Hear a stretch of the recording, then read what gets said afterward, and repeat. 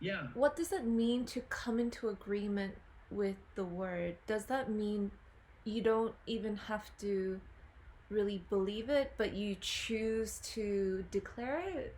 Or do you have to Sometimes, believe? yeah, I think it, and again, it depends on what God is doing. And a lot of times, it has less to do with us.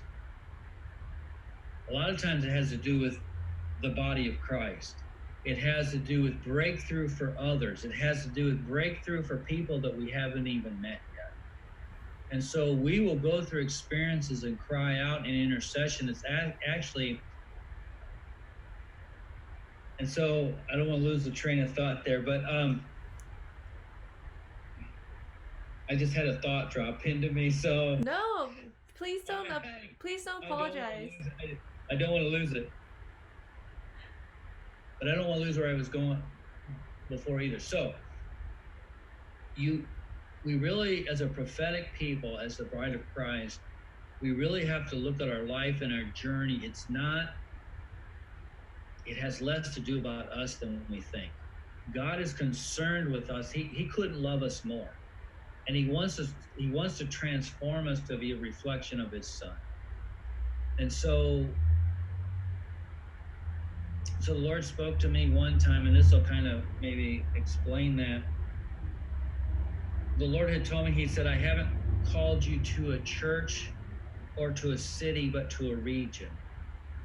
And he said, I've, and at this time, in this, in that season, and he named Illinois, Wisconsin, Michigan, Indiana, and Ohio.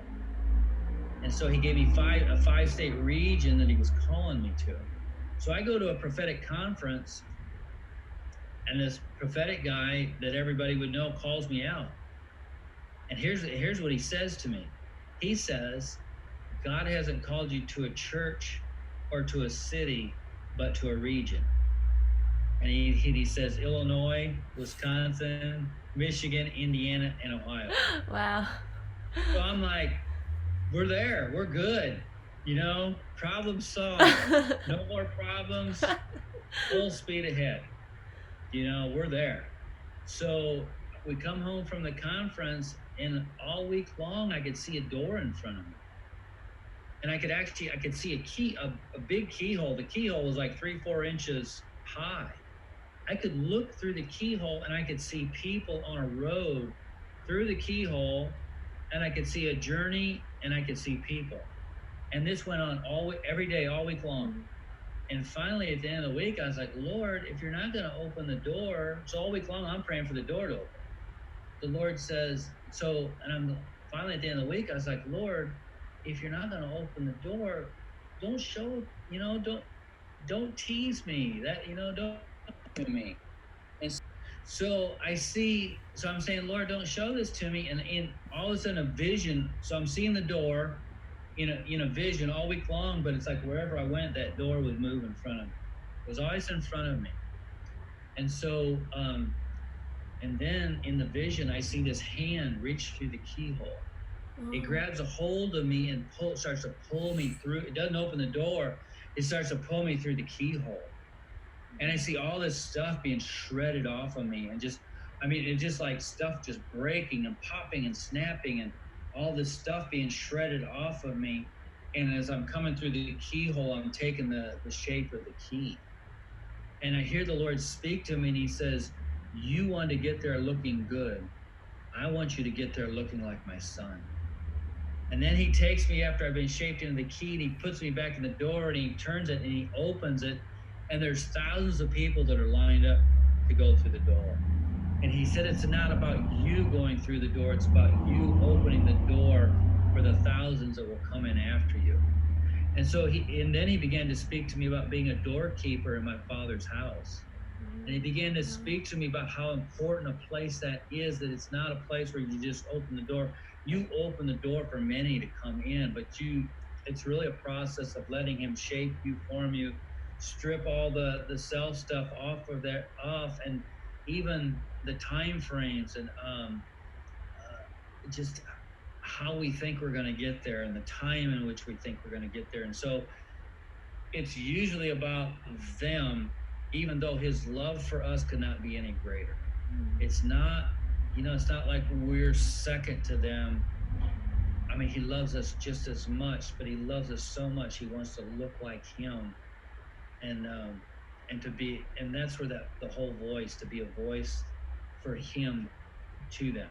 So we have to look at our life. Yes, there's this relationship with the Lord. There's this walk with the Lord, but there's um there's that shaping, and a lot of the situations and circumstances that we go through, it it produces an intercession, a cry of our heart that really is a birthing for the thousands that are going to come in after us.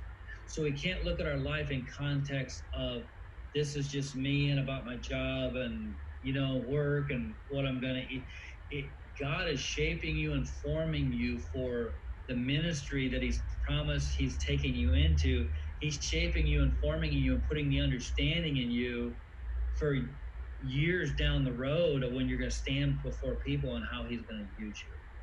And so your process and journey, depending on how he's going to use you, that determines your process.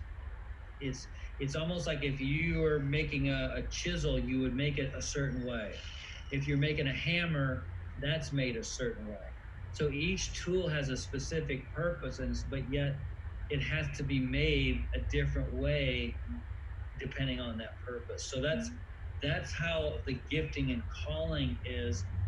And a lot of times we get frustrated that God, you said, and we don't realize he's actually doing the very thing in us. And so what happens is there will be, I don't know how to describe it, but there's, for just lack of better words, it's like there's a birthing process. Sometimes that can be an uncomfortable time. It feels like it's like we're becoming less instead of more, and there's that, just we feel like we're going downwards instead of upwards. Usually what's happening in that, God's taking out leaning on our own understanding. So he's like, he pulls that out, and then he begins to reshape our understanding. Now the encounters that we have with the Lord, the dreams that we have, the just the washing of the water, the word, the renewing of the mind, what he's doing is like clay, and he's shaping our understanding. And so when someone talks to me, or shares a dream or a vision, what's happening is that what the information they're sharing with me is passing through all the encounters I've had with the Lord. Because those encounters he took out my understanding, and he put these encounters in place for understanding. And so so when someone tells me a dream, I'm processing through the encounters I've had with the Lord. And so I see it through that. You can't, once you have those encounters with Lord, those experiences, you can't look at something the old way ever again. It will forever be the new way. And prophecy, a lot of times, the revelatory information is such a small part of it. It has the revelatory information is just so small. A lot of times it's a perspective shift. I was looking at someone, something, even God's promise through my lens, and God's like, no, no, no, no, no. We need to look at it like this. And so, and you'll forever relate to that person or that situation forever the same, how God shifted it.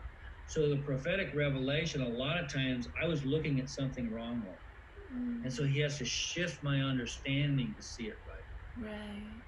So there's so much of that that's going on, but then there's the breakthrough for the individual, for the others that we haven't even met yet.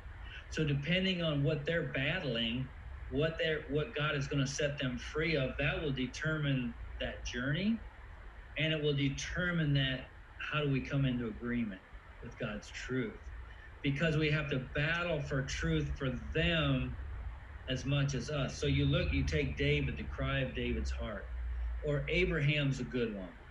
Abraham was like, I want to have a son. I want to have a family.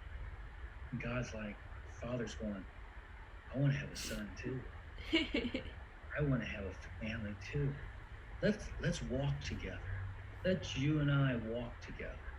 Let's journey this desire for son, and let's walk together. And so God took his journey with Abraham. He took Abraham's intercession. He took the cry of Abraham's heart and he turned it into a prayer for all mankind. He took it and he says, I can use that. I will come into agreement with you. Wow. And so God partnered with Abraham for a son. You know, it was interesting because the Lord, and this plays into it too. The Lord showed me with Abraham, where the Lord told Abraham, get up and go to the land I will show you. It had very little to do with where God was taking Abraham. God wanted to walk with Abraham. God walked with Adam and he wanted to walk with Abraham. And the reason he wanted to do that, what I felt like the Lord spoke to me was, I wanted to walk with Abraham to teach him how I walk. I'm going to teach him to walk the way I walk. I'm going to change the way he walks. And here's what happens is, as God, there was a couple things that happened in that walking together. And it happens with all of us. So when God walked with Abraham, he wasn't just giving him revelatory information. Jesus said, my words are spirit and my words are truth. So Jesus wasn't I don't believe that Jesus was necessarily trying to get the disciples' theology right. I believe he was planting seeds in them. Wow. My words are spirit and my words are truth. He was planting spirit and truth in them that he knew farther down the road would come to fruition and would bear fruit that would touch all mankind. He knew that because he knew how good and faithful his Father is.